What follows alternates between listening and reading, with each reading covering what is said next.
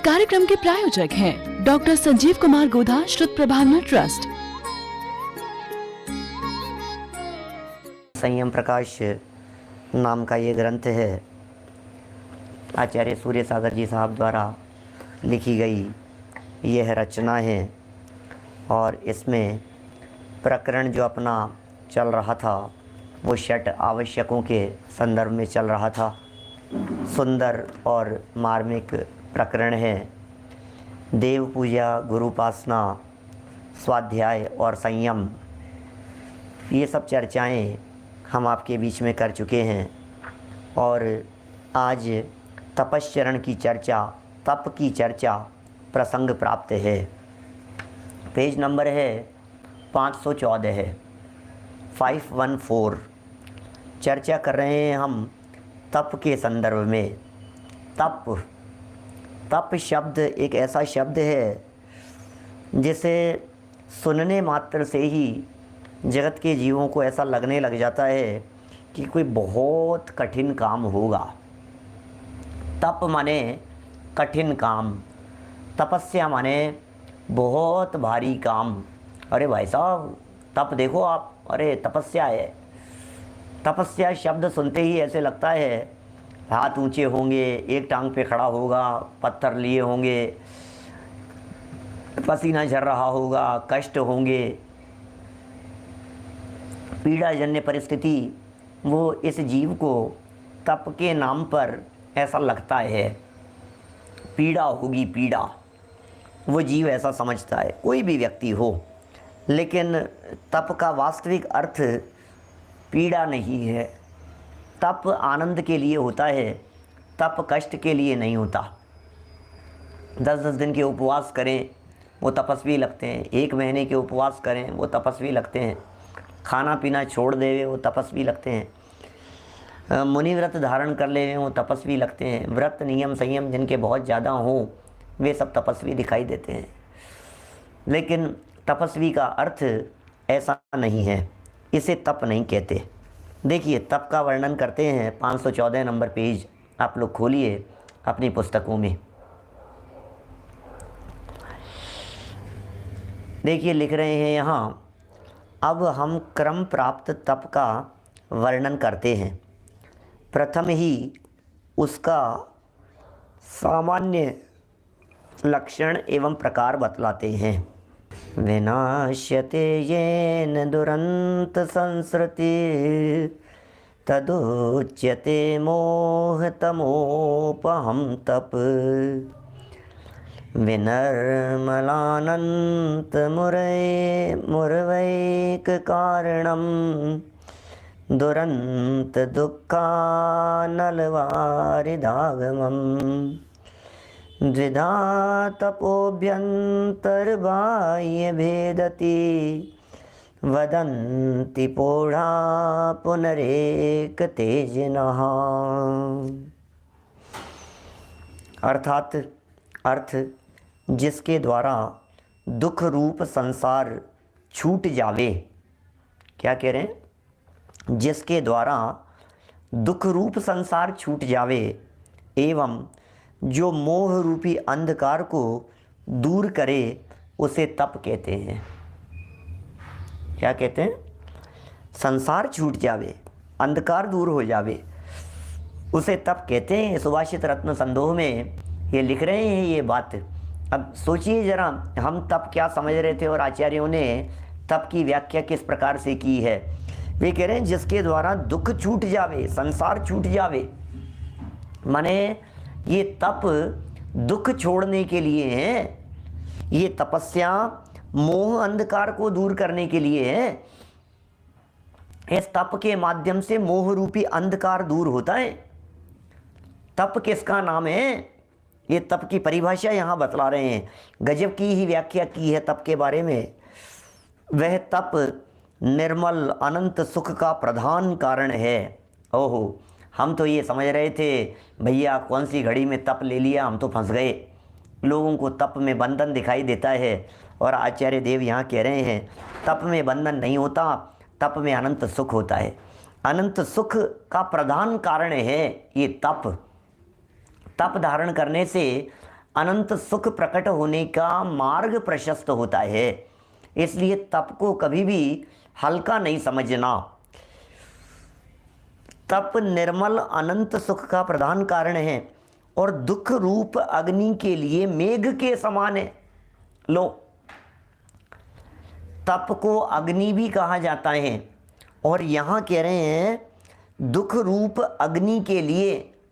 अरे भैया, दुखों की ज्वालाओं में जल रहे हैं, बोले चिंता मत करो, ये तपस्या ऐसा है जो बादलों के समान है। ये आचार्यों के द्वारा दी गई उपमाएं हैं। दुख रूप अग्नि के लिए मेघ के समान है। उस तप के जिनेंद्र भगवान ने बाह्य और अभ्यंतर भेद से 2 प्रकार और बाह्य तप के भी 6 भेद और अंतरंग के भी 6 भेद, इस प्रकार से 12 भेद बताए हैं। ये सब ऊपर श्लोक में ये बातें कही और उन्हीं बातों को खोल करके यहाँ कह दिया। ये जो तप है ये अंधकार को दूर करने वाला है। ये जो तप है ये दुख से छुड़ा देने वाला है।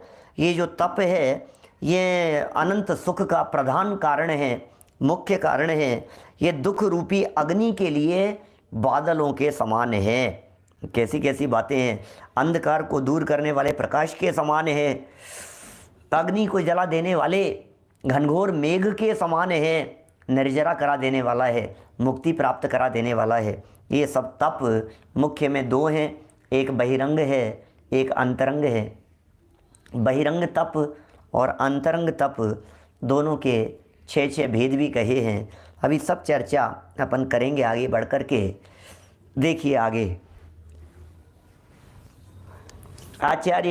यहाँ पर आचार्य ने तप का मुख्य उद्देश्य मोह रूप अंधकार को दूर करके दुखांत संसार का उच्छेदन करना बताया है।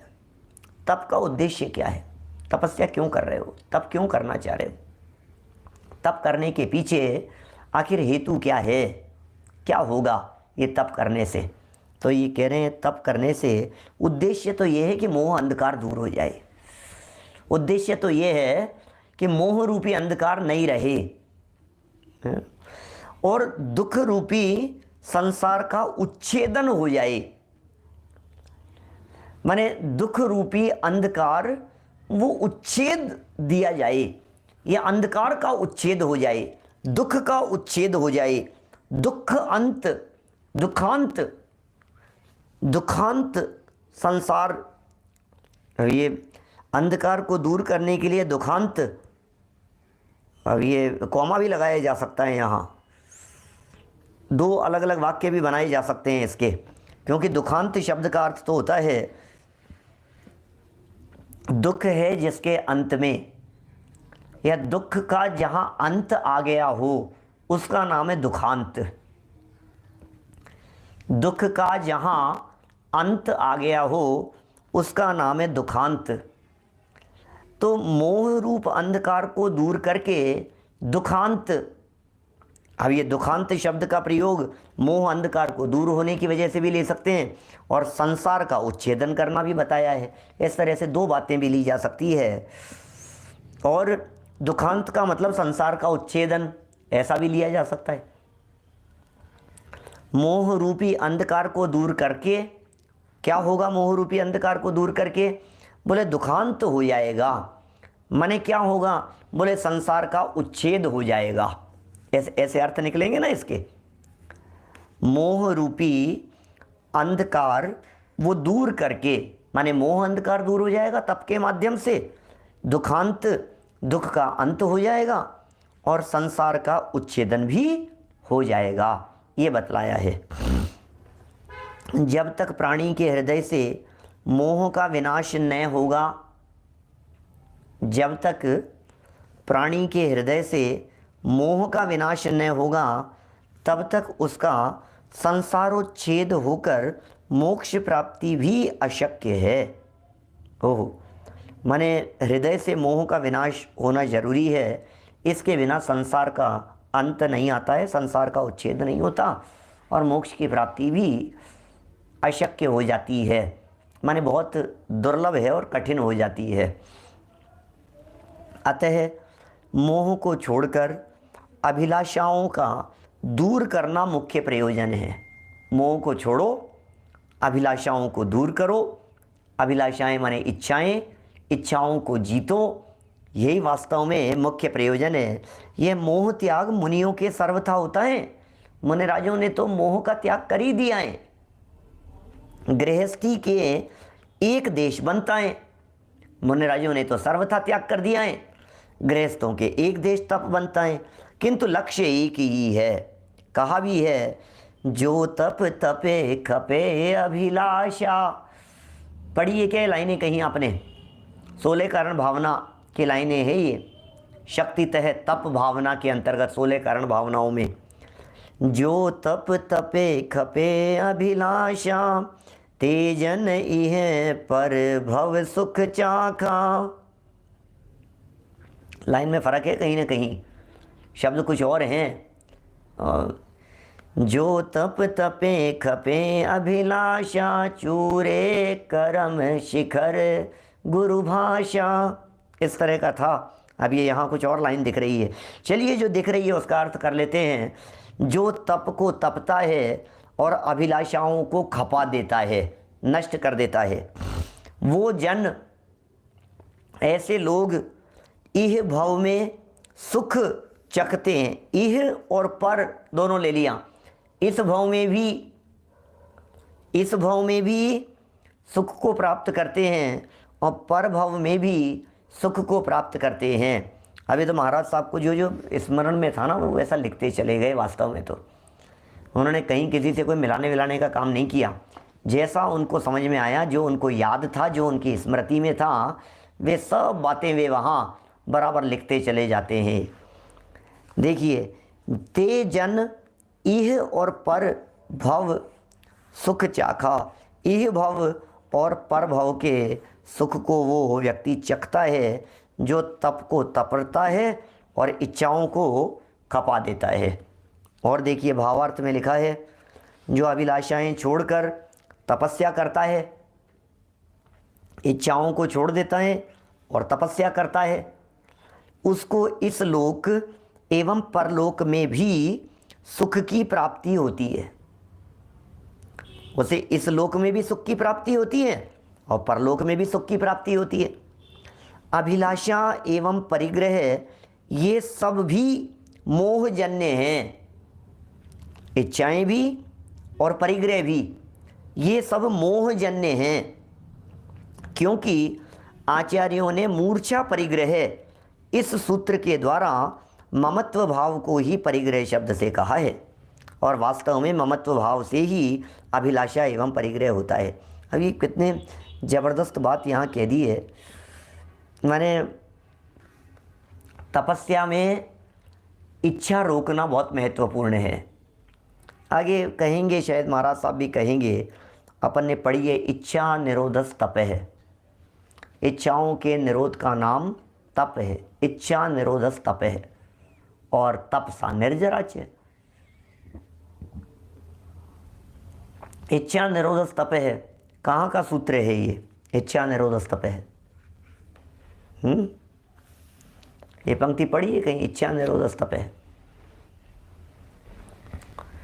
बहुत सारे साधर्मी इस लाइन को सुनते ही फटाफट ये सोचते हैं तत्वार्थ सूत्र में होगा इच्छा निरोधस तप है, लेकिन ये तत्वार्थ सूत्र में नहीं है।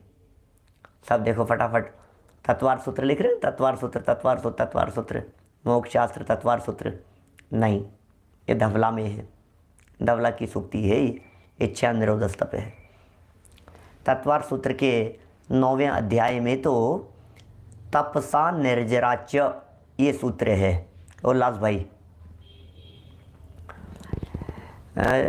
तत्वार्थ सूत्र में तपसा निर्जराच्य, तप से निर्जरा होती है और इच्छाओं के रोकने का नाम तप है।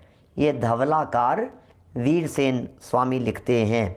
जिन जिन ने गलत जवाब लिखा था वे सब सुधार लेवें आगे के लिए। हो सकता है कभी कोई वक्ता विद्वान भी इस तरह की बात कह जावे, निकल जावे उनकी ज़बान से, संभव है, लेकिन आपको पता होना चाहिए, ठीक है ना। आप नियमित स्वाध्यायी लोग हैं, आपको इस बात का पता होना चाहिए कि कौन सी बात कहाँ की है। चलिए और देखिए क्या लिख रहे हैं, ये बहुत सुंदर बात कह दी है। अभिलाषा एवं परिग्रह, ये भी मोहजन्य है, क्योंकि आचार्यों ने मूर्छा को परिग्रह लिखा है। मूर्छा परिग्रह, ये कहाँ का है मूर्छा परिग्रह? चलो अब ये कहाँ का है? अब सब सोचने लग गए होंगे मूर्छा परिग्रह, जाने अब ये इसको क्या बतलाएं, कहाँ का होगा ये मूर्छा परिग्रह, कहाँ का बतलाएंगे पंडित जी साहब? मूर्छा परिग्रह तत्वार सूत्र का है। और उसके आगे इस सूत्र के द्वारा ममत्व भाव को परिग्रह शब्द से, मूर्छा तू ममत्व परिणाम है, ये कहाँ का है? मूर्छा तू ममत्व परिणाम है, ममत्व परिणाम को मूर्छा कहते हैं, ये कहाँ का है? बोले पुरुषार्थ सिद्धि उपाय का है। मूर्छा जो है वो ममत्व परिणाम का नाम है, अपनेपन के परिणाम, ममत्व परिणाम का नाम मूर्छा होता है। मूर्छा का मतलब क्या होता है? मूर्छा को परिग्रह कहते हैं। परिग्रह का क्या होता है? धन दौलत को परिग्रह नहीं कहते हैं। अब दुनिया में लोग क्या क्या समझें, धन का नाम परिग्रह है, दौलत का नाम परिग्रह है, संपत्ति का नाम परिग्रह है, किसके पास कितने डॉलर कितने नोट हैं वो उसके पास परिग्रह है, कितनी गाड़ियाँ हैं कितने बंगले हैं, ऐसा लगता है ये सब परिग्रह है। अरे भाई क्या लग रहा है आपको, ये सब परिग्रह हैं? बोले नहीं, इन्हें परिग्रह नहीं कहते। बोले मूर्छा परिग्रह, मूर्छा को परिग्रह कहते हैं। ये क्या होता है? ये मूर्छा क्या होता है? आसक्ति का भाव। मूर्छा किसे कहते हैं? ममत्व परिणाम। जो ममत्व परिणाम है, जो एकत्व बुद्धि है, जो पर के साथ में तन्मयता का परिणाम है, ये मेरा है, ये मेरा है, ये मेरा है, इस तरह की जो बुद्धि होती है उसे ममत्व परिणाम कहते हैं, और वो परिग्रह है। जहाँ पर पदार्थों के प्रति ये मेरा है इस तरह की वृत्ति जुड़ी हुई होगी, उसका नाम ही परिग्रह है। हम यदि ये कहते हैं हिंदुस्तान हमारा है, हम हिंदुस्तानी, तो समझ लेना पूरे हिंदुस्तान का परिग्रह आपका है। परिग्रह है ये, क्योंकि ममत्व भाव है। हम राजस्थानी, हम गुजराती, हम तो महाराष्ट्र के हैं, हमारा तो राष्ट्र क्या है, आप तो भारत राष्ट्र के निवासी हैं और हम महाराष्ट्र के निवासी हैं। हम तो महाराष्ट्र में रहते हैं। तो ये जो आपका उसके प्रति तन्मयता का भाव है, इसका नाम ही परिग्रह है। इसे ही परिग्रह कहते हैं, यही मूर्छा कहलाती है। देखिए, क्योंकि आचार्यों ने मूर्छा परिग्रह सूत्र के द्वारा ममत्व भाव को ही परिग्रह शब्द से कहा है, और वास्तव में ममत्व भाव से ही अभिलाषा एवं परिग्रह होता है। ममत्व भाव से ही अभिलाषा होती है, ममत्व भाव से ही परिग्रह होता है। अब इसको दर्शन मोह ही लगाना चाहिए मुख्य रीति से तो, और भूमिका अनुसार फिर चारित्र भी जहाँ जैसा होगा ऐसा चल लगाइए आप। क्योंकि जितना जितना वैसे तो ममत्वपना जो होता है ये दर्शन मोह जन्य होता है, इसलिए ज्ञानी के तो परिग्रह होता ही नहीं है। सम्यक दृष्टि ज्ञानी जीव, क्योंकि उसका ममत्व भाव छूट चुका है, इसलिए वो परिग्रह ही नहीं है। घर बार परिग्रह के बीच में रहता हुआ भी चूँकि उसके आसक्ति का भाव नहीं है, मूर्छा का भाव नहीं है, इसलिए ज्ञानी जीव तो परिग्रही है ही नहीं, ऐसा ही है। वह मोह ही परिग्रह है, और उसे परिग्रह तथा अभिलाषा के द्वारा जीव का क्या क्या अहित हो सकता है, उस परिग्रह तथा अभिलाषा के द्वारा क्या क्या अहित हो सकता है, हो जाता है, इसको इन पद्धद्वयी से बतलाते हैं। इन दो पदों के माध्यम से उस बात को बतलाते हैं। कालुष्यम जनयन् जडस्य रचयन् धर्मद्रुमोन्मूलनम् क्लिश्नन्नीति कृपा क्षमा कमलिनीं लोभाम्बुधिं वर्धयन् मर्यादा तट मुजज्जुद्भ मनाहंस प्रवासं दिशन् किं न क्लेश करह गृहन्दी पुरः प्रवृद्धिं गतः।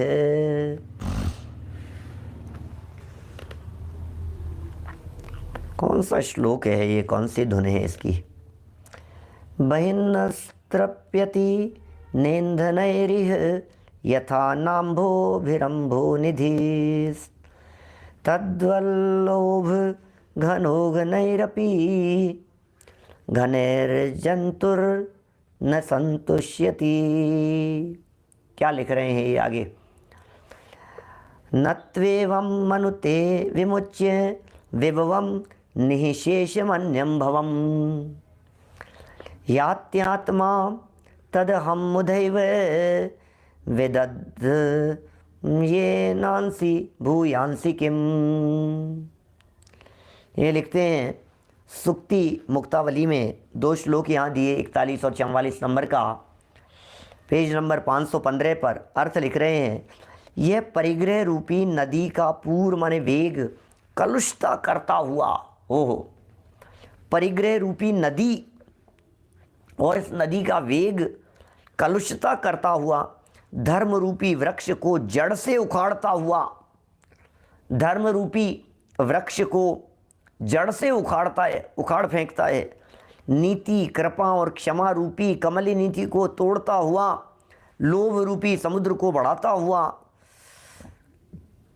मर्यादा रूपी किनारे को तोड़ता हुआ, ओहो, शुभ मनोरूपी हंस को उड़ाता हुआ, सब क्लेशों को देता हुआ बढ़ता है। ओए कैसे कैसे उपमाएं हैं, मानो उपमा अलंकारों की यहाँ झड़ी लगा दी गई हो।